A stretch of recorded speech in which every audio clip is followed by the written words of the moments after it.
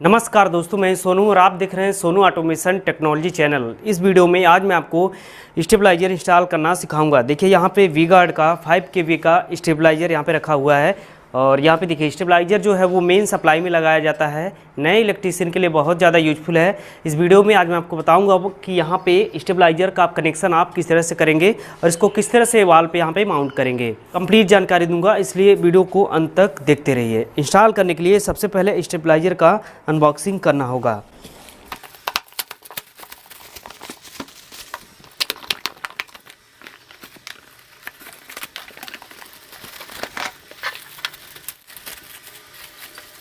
देखिए इसको मैं पूरा अनबॉक्स कर दिया। वी गार्ड का स्टेबलाइजर है, आप देख सकते हैं। और वारंटी कार्ड देखिए यहाँ पे दिया हुआ है इसके साथ में। ये देखिए वारंटी कार्ड है। फ्रंट वाला जो लुक है देखिए यहाँ पे दिखाई दे रहा है। इसका जो पैनल है डिजिटल है। जब सप्लाई ऑन होगा तब यहाँ पे दिखाएगा इनपुट वोल्टेज कितना है, आउटपुट वोल्टेज कितना है। और मैं आपको बता दूं देखिए कितने वोल्ट की सप्लाई पे ये काम करेगा। इसके ऊपर यहाँ पे बैक साइड में मेंशन किया हुआ है। देखिए यहाँ पे दोस्तों लिखा हुआ है 100 वोल्ट की एसी सप्लाई पे ये काम करेगा। आउटपुट वोल्टेज यहाँ पे 200 वोल्ट एसी लिखा हुआ है, यानी कि 200 से लेके 250 वोल्ट एसी ये फ्लो करेगा। उसके बाद from 100 volt AC to 280 volt, यानी कि 100 वोल्ट से लेके 280 वोल्ट तक ये कवर करेगा। मतलब अगर लो वोल्टेज 100 वोल्ट है तो भी ये सप्लाई देगा प्रॉपर। 280 वोल्ट आ रहा है हाई वोल्टेज तो भी ये इसको डिक्रीज करेगा, वोल्टेज को रिड्यूस करके ये देगा सप्लाई, प्रॉपर वोल्टेज देगा। मिनिमम वोल्टेज 100 वोल्ट से ये वर्क करना स्टार्ट कर देगा। कनेक्शन जो है देखिए पीछे वाला जो आउटपुट है वो कनेक्शन यहाँ पे लगेगा। यहाँ पे देखिए ये कवर किया हुआ है, 2 MCB दिया हुआ है। एक दोस्तों स्टेबलाइजर वाला है ये। उसके बाद अगर स्टेबलाइजर ख़राब हो गया, काम नहीं कर रहा है, तो फिर ये यहाँ से बाईपास कर देंगे। बाईपास कर देंगे तो ये डायरेक्ट हो जाएगा स्टेबलाइजर। जो आपका मीटर वाला सप्लाई आ रहा है ग्रिड से, उसी सप्लाई पे ये काम करेगा। अब देखिए नीचे वाला जो पैनल है वो देख सकते हैं, नीचे यहाँ पे दिखाई दे रहा है कुछ इस तरह से। अब इसको इंस्टॉल करना चलिए मैं आपको बताता हूँ इंस्टॉल कैसे करेंगे, उसके बाद इसका कनेक्शन कैसे करेंगे।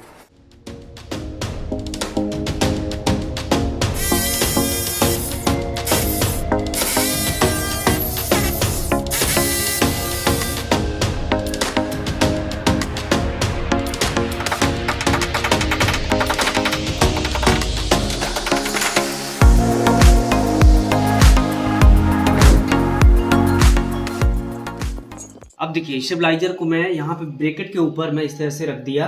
सबसे पहले देखिए ब्रैकेट को आप इस तरह से बनवा लेंगे। कहीं भी जो वेल्डिंग शॉप होता है वहाँ पे ये बनता है। उसके बाद यहाँ पे फास्टर के जरिए इसको आप इस तरह से वॉल में हैंग कर देंगे, फिक्स कर देंगे। अब इसके ऊपर देखिए स्टेबलाइजर को मैं रखा हूँ और ये वाला जो है ये बैक साइड वाला व्यू आप देख सकते हैं। कनेक्शन वाला जो कनेक्टर है वो यहीं पे है, इसको खोलना होगा। उसके बाद मैं आपको बताता हूँ किस तरह से आप कनेक्शन करेंगे।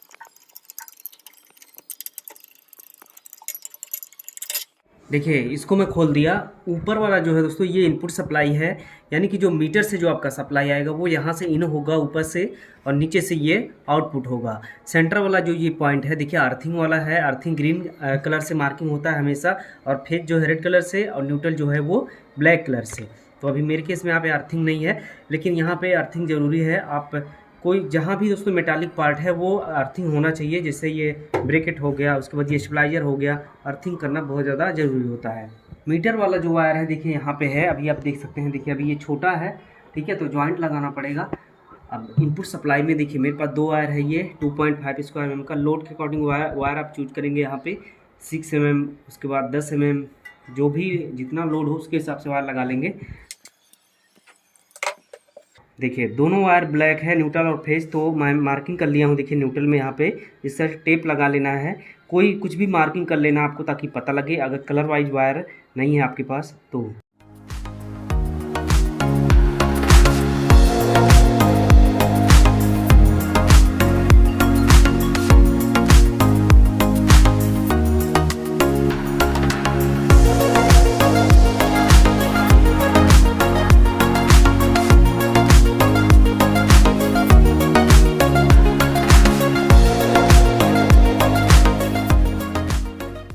अब देखिए कनेक्शन यहाँ पे कंप्लीट है।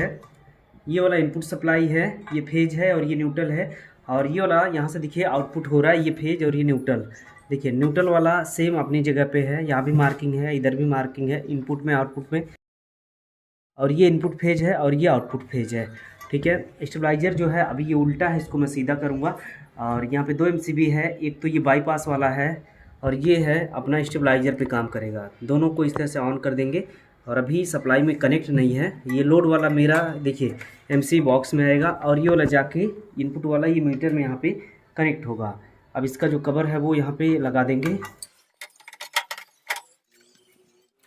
देखिए स्टेबलाइजर से जो आउटपुट सप्लाई आ रहा है ना फेज और न्यूट्रल, उसको यहाँ पे आके MCB या फिर जो भी RCCB होगा, चाहे वो आइसोलेटर हो, वो आपको यहाँ पे लगा देना है।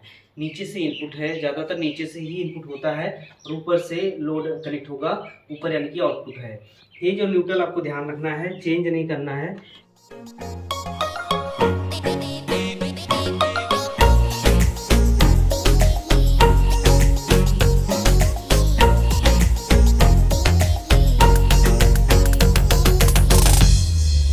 अब देखिए स्टेबलाइजर यहाँ पे पूरी तरह से इंस्टॉल हो गया है, कनेक्शन भी पूरा कंप्लीट हो गया है। सप्लाई मैं आपको दिखाता हूँ। यहाँ पे अभी स्टेबलाइजर पे है, ये बाईपास नहीं है। अगर आप बाईपास कर देंगे तो स्टेबलाइजर ये काम करना बंद कर देगा, यानी कि जो सप्लाई जो वोल्टेज यहाँ से आएगा मीटर जो देगा उसी वोल्टेज पे यहाँ पे ये वर्क करेगा। जो आपका घर होगा, घर में जो भी लोड होगा, अप्लायंसेज होंगे। लेकिन अभी इसको मैं स्टेबलाइजर पे किया हूँ, इनपुट और आउटपुट मैं आपको दिखा दे रहा हूँ कितना वोल्टेज आ रहा है और कितना बना के ये दे रहा है। करीब आओ,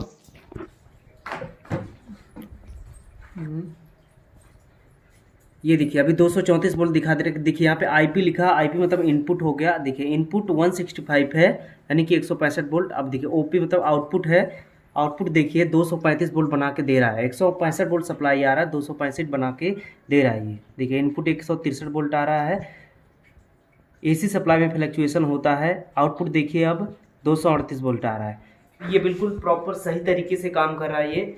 तो इस तरह से आप कनेक्शन कर सकते हैं स्टेबलाइजर का। उम्मीद है ये वीडियो आपको पसंद आया होगा और उम्मीद करता हूँ जो कुछ भी एक्सप्लेन किया वो सब आपकी समझ में आया होगा। कहीं भी कोई भी कन्फ्यूजन है तो आप नीचे कमेंट सेक्शन में अपना क्वेश्चन जरूर टाइप कीजिए, उसका रिप्लाई करने की कोशिश करूंगा मैं। फेसबुक पेज पे देख रहे हैं, पेज को फॉलो कीजिए। यूट्यूब पे देख रहे हैं, चैनल को सब्सक्राइब कीजिए, बेल आइकन को प्रेस कीजिए, ऑल पे क्लिक कीजिए ताकि मेरी हर वीडियो का नोटिफिकेशन आप तक पहुँचे और आपसे कोई भी अपडेट मिस ना होने पाए। इस वीडियो में इतना ही। मैं फिर मिलूंगा किसी अगले वीडियो में नए टॉपिक के साथ।